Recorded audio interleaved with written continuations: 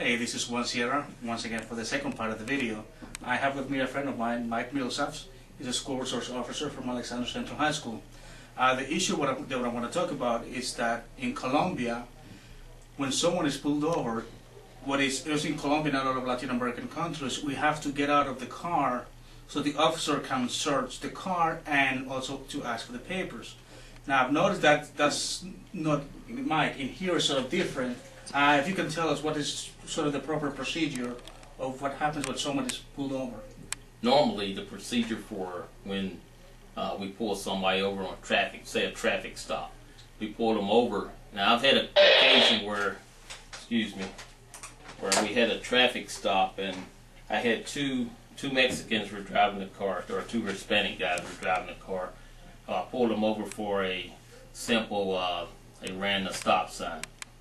When I pulled them over, they both jumped out of the car. So naturally, it kind of spooked me because we're not used to doing that. And I had no idea what they were up to.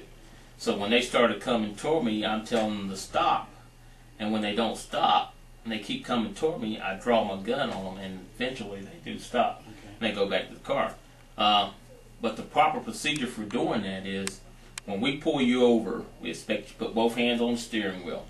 So we can see your hands. If the passenger's on the other side riding with you, he needs to put both hands up there where we can see him as well. The officer will come to the door. He'll ask for your driver's license and registration.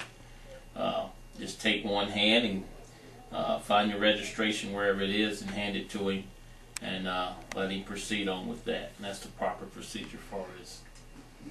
Whatever you do, don't jump out of the car and run toward him. So this is something that we really need to learn, sort of when we're living in a new country, sort of to adapt in how to handle, especially to work with the law, because it is a little different. Correct.